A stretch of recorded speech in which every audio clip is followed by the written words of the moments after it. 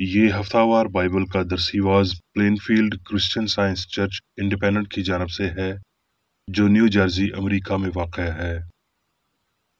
مزید معلومات کے لیے آپ ہماری ویب سائٹ ملاحظہ کریں www.plainfieldcs.com۔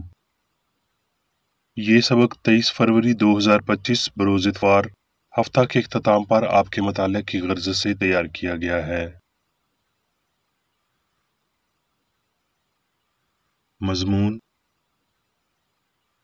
عقل۔ سنہری متن: ایوب۔ وہ جو تیرے ساتھ ہے علم میں کامل ہے۔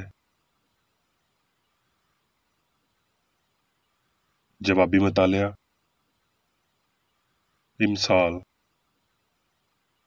سارے دل سے خداوند پر توکل کر اور اپنے فہم پر تکیہ نہ کر۔ اپنی سب راہوں میں اس کو پہچان اور وہ تیری رہنمائی کرے گا۔ تو اپنی ہی نگاہ میں دانش مند نہ بن۔ خداوند سے ڈر اور بدی سے کنارہ کر۔ یہ تیری ناف کی صحت اور تیری ہڈیوں کی تازگی ہوگی۔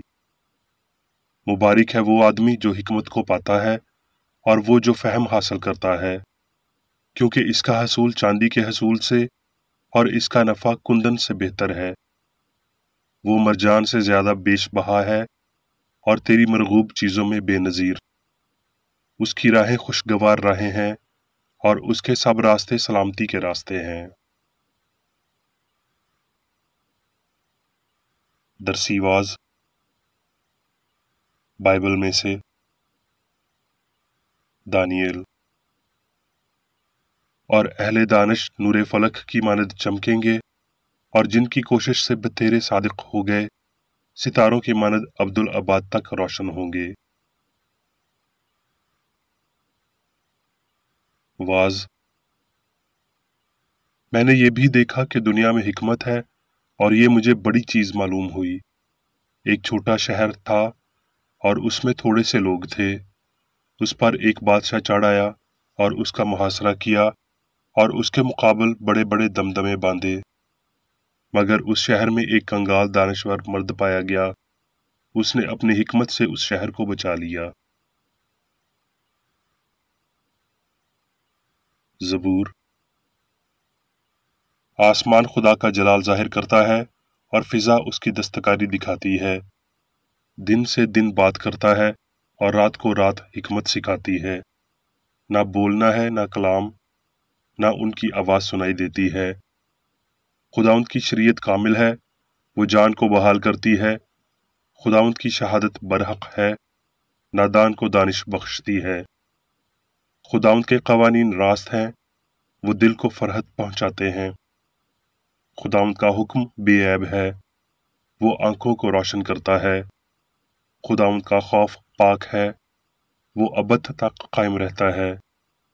خداوند کے احکام برحق اور بالکل راست ہیں، وہ سونے سے بلکہ بہت کندن سے زیادہ پسندیدہ ہیں، وہ شہد سے بلکہ چھتے کے ٹپکوں سے بھی شیریں ہیں۔ دانیل: اور نبوکد نظر نے اپنی سلطنت کے دوسرے سال میں ایسے خواب دیکھے جن سے اس کا دل گھبرا گیا اور اس کی نیند جاتی رہی۔ تب بادشاہ نے حکم دیا کہ فالگیروں اور نجومیوں اور جادوگروں اور کسدیوں کو بلائیں کہ بادشاہ کے خواب اسے بتائیں۔ چنانچہ وہ آئے اور بادشاہ کے حضور کھڑے ہوئے۔ تب کسدیوں نے بادشاہ کے حضور ارامی زبان میں عرض کی کہ اے بادشاہ، اب تک جیتا رہ، اپنے خادموں سے خواب بیان کر اور ہم اس کی تعبیر بیان کریں گے۔ بادشاہ نے کسدیوں کو جواب دیا کہ میں تو یہ حکم دے چکا ہوں کہ اگر تم خواب نہ بتاؤ اور اس کی تعبیر نہ کرو تو ٹکڑے ٹکڑے کیے جاؤ گے، لیکن اگر خواب اور اس کی تعبیر بتاؤ تو مجھ سے انعام اور صلہ اور بڑی عزت حاصل کرو گے۔ کسدیوں نے بادشاہ سے عرض کی کہ روئے زمین پر ایسا تو کوئی نہیں جو بادشاہ کی بات بتا سکے۔ اس لیے بادشاہ غضبناک اور سخت قہر آلودہ ہوا۔ اور دانیل نے اندر جا کر بادشاہ سے عرض کی کہ مجھے مہلت ملے تو میں بادشاہ کے حضور تعبیر بیان کروں گا۔ پھر رات کو خواب میں دانیل پر وہ راز کھل گیا۔ اور اس نے آسمان کے خدا کو مبارک کہا، میں تیرا شکر کرتا ہوں اور تیری ستائش کرتا ہوں، اے میرے باپ دادا کے خدا، جس نے مجھے حکمت اور قدرت بخشی، اور جو کچھ ہم نے تجھ سے مانگا تو نے مجھ پر ظاہر کیا، کیونکہ تو نے بادشاہ کا معاملہ ہم پر ظاہر کیا ہے۔ دانیل نے بادشاہ سے عرض کی، آسمان پر ایک خدا ہے جو راز کی باتیں آشکارا کرتا ہے، اور اس نے نبوکد نظر بادشاہ پر ظاہر کیا ہے کہ آخری ایام میں کیا وقوع میں آئے گا۔ تب بادشاہ نے دانیل سے کہا، فی الحقیقت تیرا خدا معبودوں کا معبود اور بادشاہوں کا خداوند اور بھیدوں کا کھولنے والا ہے، کیونکہ تو اس راز کو کھول سکا۔ تب بادشاہ نے دانیل کو سرفراز کیا اور اسے بہت سے بڑے بڑے تحفے عطا کیے، اور اسے بابل کے تمام صوبوں پر فرما روائی بخشی، اور بابل کے تمام حکیموں پر حکمرانی عنایت کی۔ یسایہ۔ خداوند خدا نے مجھ کو شاگردوں کی زبان بخشی تاکہ میں جانوں کہ کلام کے وسیلہ سے کس طرح تھکے ماندے کی مدد کروں۔ وہ مجھے ہر صبح جگاتا ہے اور میرا کان لگاتا ہے تاکہ میں شاگردوں کی طرح سنوں۔ خداوند خدا میری حمایت کرے گا، اس لیے میں شرمندہ نہ ہوں گا، اور اسی لیے میں نے اپنا منہ سنگ خار کی مانند بنایا۔ تمہارے درمیان کون ہے جو خداوند خدا سے ڈرتا اور اس کے خادم کی باتیں سنتا ہے، جو اندھیرے میں چلتا اور روشنی نہیں پاتا؟ خداوند خدا کے نام پر توکل کرے اور اپنے خدا پر بھروسہ رکھے۔ کرنتھیوں۔ جیسا لکھا ہے ویسا ہی ہوا، جو چیزیں نہ آنکھوں نے دیکھی، نہ کانوں نے سنی، نہ آدمی کے دل میں آئیں، وہ سب خدا نے اپنے محبت رکھنے والوں کے لیے تیار کر دیں۔ لیکن ہم پر خدا نے ان کو روح کے وسیلہ ظاہر کیا، کیونکہ روح سب باتیں بلکہ خدا کی تہ کی باتیں بھی دریافت کر لیتا ہے۔ کیونکہ انسانوں میں سے کون کسی انسان کی باتیں جانتا ہے سوائے انسان کی اپنی روح کے جو اس میں ہے۔ اسی طرح خدا کے روح کے سوا کوئی خدا کی روح کی باتیں نہیں جانتا، مگر ہم نے نہ دنیا کی روح بلکہ وہ روح پایا جو خدا کی طرف سے ہے، تاکہ ان باتوں کو جانیں جو خدا نے ہمیں عنایت کی ہیں۔ اور ہم ان باتوں کو ان الفاظ میں بیان نہیں کرتے جو انسانی حکمت نے ہم کو سکھائے ہوں، بلکہ ان الفاظ میں جو روح نے سکھائے ہیں، اور روحانی باتوں کا روحانی باتوں سے مقابلہ کرتے ہیں۔ مگر نفسانی آدمی خدا کی روح کی باتیں قبول نہیں کرتا، کیونکہ وہ اس کے نزدیک بے وقوفی کی باتیں ہیں، اور نہ وہ انہیں سمجھ سکتا ہے، کیونکہ وہ روحانی طور پر پرکھی جاتی ہیں۔ لیکن روحانی شخص سب باتوں کو پرکھ لیتا ہے، مگر خود کسی سے پرکھا نہیں جاتا۔ خدا کی عقل کو کس نے جانا ہے کہ اس کو تعلیم دے سکے؟ مگر ہم میں مسیح کی عقل ہے۔ اب میں میری بیکر ایڈی کی تحریر کردہ کرسچن سائنس کی درسی کتاب سائنس اور صحت آیات کی کنجی کے ساتھ میں سے لی گئی تحریریں پڑھوں گا۔ سائنس اور صحت۔ وہ وقت آ چکا ہے جب ثبوت اور اظہار کو مسیحت کی حمایت میں نادان کو دانش بخشتے ہوئے بلایا جاتا ہے۔ سب مواد ذہانت، حکمت، ہستی، لافانیت، وجہ اور اثر خدا سے تعلق رکھتے ہیں۔ یہ اس کی خصوصیات ہیں، یعنی لامتناہی الہی اصول، محبت کے ابدی اظہار۔ کوئی حکمت عقل مند نہیں سوائے اس کی، کوئی سچائی سچ نہیں، کوئی محبت پیاری نہیں، کوئی زندگی زندگی نہیں ماں سوائے الہی کے، کوئی اچھائی نہیں ماں سوائے اس کے جو خدا بخشتا ہے۔ جیسا کہ روحانی سمجھ پر ظاہر ہوا ہے، الہی مباد الطبیات واضح طور پر دکھاتا ہے کہ سب کچھ عقل ہی ہے، اور یہ عقل خدا، قادر مطلق، ہمہ جائی، علام الغیوب ہے، یعنی کہ سبھی طاقت والا، ہر جگہ موجود اور سبھی سائنس پر قادر ہے۔ لہذا حقیقت میں سب کچھ عقل کا اظہار ہے۔ خدا اس حکمت سے الگ نہیں جو وہ عطا کرتا ہے۔ جو صلاحیتیں وہ ہمیں دیتا ہے، ہمیں انہیں فروغ دینا چاہیے۔ یاد رکھیے، دماغ عقل نہیں ہے۔ عقل کی قابلیت کو دماغ کے حجم اور طاقت کو پٹھوں کی ورزش سے ناپنا، ذہانت کو محکوم کرنا، عقل کو فانی بنانا، اور اس نام نہاد عقل کو مادی تنظیم اور غیر ذہین مادے کے رحم و کرم پر رکھنے کے برابر ہے۔ سوال: ذہانت کیا ہے؟ جواب: ذہانت ہماگیریت، ہماجائیت اور قادر مطلق ہے۔ یہ لامحدود عقل تین اصول، زندگی، حق اور محبت کی، جنہیں خدا کا نام دیا جاتا ہے، بنیادی اور ابدی خصوصیت ہے۔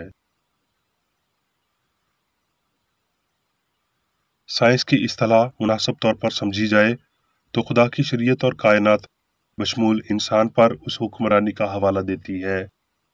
اس سے یہ بات سامنے آتی ہے، تاجران اور مذہبی علماء نے دیکھا ہے کہ کرسچن سائنس ان کی برداشت اور ذہنی قوتوں کو فروغ دیتی ہے، کردار کے لیے ان کی سوچ کو وسیع کرتی ہے، انہیں فراست اور ادراک اور اپنی عام گنجائش کو بڑھانے کی قابلیت دیتی ہے۔ انسانی سوچ روحانی سمجھ سے بھرپور ہو کر مزید لچکدار ہو جاتی ہے تو یہ بہت برداشت اور کسی حد تک خود سے فرار کے قابل ہو جاتی ہے اور کم آرام طلب ہوتی ہے۔ ہستی کی سائنس کا علم انسان کی قابلیت کے فن اور امکانات کو فروغ دیتا ہے، فانی لوگوں کو بلند اور وسیع ریاست تک رسائی دیتے ہوئے یہ سوچ کے ماحول کو بڑھاتا ہے، یہ سوچنے والے کو اس کے ادراک اور بصیرت کی مقامی ہوا میں پروان چڑھاتا ہے۔ فہم لازمی طور پر تعلیمی مراحل پر انحصار نہیں کرتا، یہ خود تمام تر خوبصورتی اور شاعری اور ان کے اظہار کی طاقت رکھتا ہے۔ روح یعنی خدا کو تب سنا جاتا ہے جب حواس خاموش ہوں۔ جو کچھ ہم کرتے ہیں ہم سب اس سے زیادہ کرنے کے قابل ہیں۔ روح کا عمل یا اثر آزادی عطا کرتا ہے جو تخفیف کا مظاہر اور غیر تربیت یافتہ ہونٹوں کی گرمجوشی واضح کرتی ہے۔ پرانے نبیوں نے اپنی پیش بینی ایک روحانی غیر جسمانی نقطہ نظر سے حاصل کی، نہ کہ بدی کی پیشنگوئی کرنے اور کسی افسانے کو غلط حقیقت بنانے سے کی، نہ ہی انسانی عقیدے اور مادے کے بنیادی کام سے مستقبل کی پیشنگوئی کرنے سے کی۔ جب ہستی کی سچائی کے ساتھ ہم آہنگی کے لیے سائنس میں کافی ترقی کی تو انسان غیر ارادی طور پر غیب دان اور نبی بن گیا، جو بھوتوں، بدروحوں یا نیم دیوتاؤں کے اختیار میں نہیں بلکہ واحد روح کے قابو میں تھا۔ یہ ہر وقت موجود الہی عقل اور اس خیال کا استحقاق ہے جو اس عقل کے ساتھ تعلق رکھتا ہے تاکہ ماضی، حال اور مستقبل کو جانے۔ ہستی کی سائنس سے آگاہی ہمیں مزید وسیع پیمانے پر الہی عقل کے ساتھ مکالمہ کرنے کے قابل بناتی ہے تاکہ ان واقعات کی پیشن گوئی اور پیش بینی کی جائے جو کائنات کی فلاح سے تعلق رکھتے ہیں، تاکہ الہی لحاظ سے متاثر ہوا جا سکے اور البتہ آزاد عقل کی وسعت کو چھوا جا سکے۔ یہ سمجھنا کہ عقل لامحدود ہے، مادیت میں جکڑی نہیں، بصیرت اور سماعت کے لیے آنکھ اور کان کی محتاج نہیں، نہ ہی قوت حرکت کے لیے پٹھوں اور ہڈیوں پر انحصار کرتی ہے، عقل کی اس سائنس کی جانب ایک قدم ہے جس کی بدولت ہم انسان کی فطرت اور وجود سے متعلق آگاہی پاتے ہیں۔ ہم سب مناسب طور پر یہ جانتے ہیں کہ روح خدا الہی اصول سے آتی ہے اور اس کی تعلیم مسیح اور کرسچن سائنس کے وسیلہ ملتی ہے۔ اگر اس سائنس کو اچھی طرح سے سیکھا اور مناسب طور پر سمجھا گیا ہے تو ہم اس سے کہیں درست طریقے سے سچائی کو جان سکتے ہیں جتنا کوئی ماہر فلکیات ستاروں کو پڑھ سکتا یا کسی گرہن کا اندازہ لگا سکتا ہو۔ یہ ذہن خوانی غیب بینی کے بالکل الٹ ہے، یہ روحانی فہم کی تابانی ہے جو روح کی صلاحیت کو ظاہر کرتی ہے، نہ کہ مادی حس کی۔ یہ روحانی حس انسانی عقل میں اس وقت آتی ہے جب مؤخر الذکر الہی عقل کو تسلیم کرتی ہے۔ کسی شخص کو اچھائی کرنے نہ کہ بدی کرنے کے قابل بناتے ہوئے اس قسم کے الہام اسے ظاہر کرتے ہیں جو ہم آہنگی کو تعمیر کرتا اور ہمیشہ قائم رکھتا ہے۔ جب آپ اس طرز پر انسانی عقل کو پڑھنے کے قابل ہو جائیں گے تب آپ کامل سائنس تک پہنچیں گے اور اس غلطی کو سمجھیں گے جسے فنا کرنا ہے۔ یہ فہم کہ انا عقل ہے اور یہ کہ ماں سوائے ایک عقل یا ذہانت کے اور کچھ نہیں، فانی حس کی غلطیوں کو تباہ کرنے اور فانی حس کی سچائی کی فراہمی کے لیے ایک دم شروع ہو جاتا ہے۔ یہ فہم بدن کو ہم آہنگ بناتا ہے، یہ اعصاب، ہڈیوں، دماغ وغیرہ کو غلام بناتا ہے، نہ کہ مالک بناتا ہے۔ اگر انسان پر الہی عقل کے قانون کی حکمرانی ہوتی ہے تو اس کا بدن ہمیشہ کی زندگی اور سچائی اور محبت کے سپرد ہے۔ بیماری میں ایسی ذہانت بالکل نہیں ہے جس سے یہ خود کو ایک جگہ سے دوسری جگہ تبدیل کر سکے یا خود کو ایک سے دوسری شکل میں منتقل کر سکے۔ اگر بیماری حرکت کرتی ہے تو مادہ نہیں بلکہ عقل اسے حرکت دیتی ہے، اس لیے یقین دہانی کر لیں کہ آپ اسے ختم کر دیں، ہر منفی صورتحال کا سامنا بطور اس کے مالک کریں۔ عقل سارے عمل پیدا کرتی ہے۔ عقل جسمانی حواس کا مالک ہے اور بیماری، گناہ اور موت کو فتح کر سکتی ہے۔ اس خداداد اختیار کی مشق کریں، اپنے بدن کی ملکیت رکھیں اور اس کے احساس اور عمل پر حکمرانی کریں۔ روح کی قوت میں بیدار ہوں اور وہ سب جو بھلائی جیسا نہیں اسے مسترد کر دیں۔ خدا نے انسان کو اس قابل بنایا ہے اور کوئی بھی چیز اس قابل اور قوت کو بگاڑ نہیں سکتی جو الہی طور پر انسان کو عطا کی گئی ہے۔ الہی ذہانت کے قابو میں رہتے ہوئے انسان ہم آہنگ اور ابدی ہے۔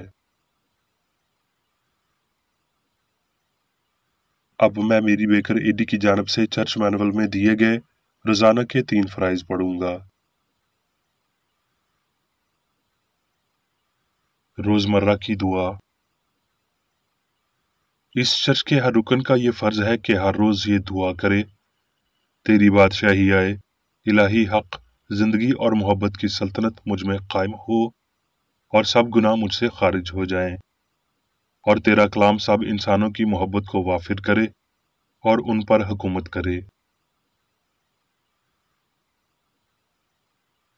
مقاصد اور اعمال کا ایک اصول۔ نہ کوئی مخالفت، نہ ہی کوئی محض ذاتی وابستگی مادری چرچ کے کسی رکن کے مقاصد یا اعمال پر اثر انداز ہونے چاہیے۔ سائنس میں صرف الہی محبت حکومت کرتی ہے، اور ایک مسیحی سائنسدان گناہ کو رد کرنے سے حقیقی بھائی چارے، خیرات پسندی اور معافی سے محبت کی شیریں آسائشوں کی عکاسی کرتا ہے۔ اس چرچ کے تمام اراکین کو سب گناہوں سے، غلط قسم کی پیشن گوئیوں، منصفیوں، مذمتوں، اصلاحوں، غلط تاثرات کو لینے اور غلط متاثر ہونے سے آزاد رہنے کے لیے روزانہ خیال رکھنا چاہیے اور دعا کرنی چاہیے۔ فرض کے لیے چوکسی۔ اس چرچ کے ہر رکن کا یہ فرض ہے کہ وہ جارحانہ ذہنی آرا کے خلاف خود کو تیار رکھے اور خدا اور اپنے قائد اور انسانوں کے لیے اپنے فرائض کو نہ کبھی بھولے اور نہ کبھی نظر انداز کرے۔ اس کے کاموں کے باعث اس کا انصاف ہوگا، وہ بے قصور یا قصوروار ہوگا۔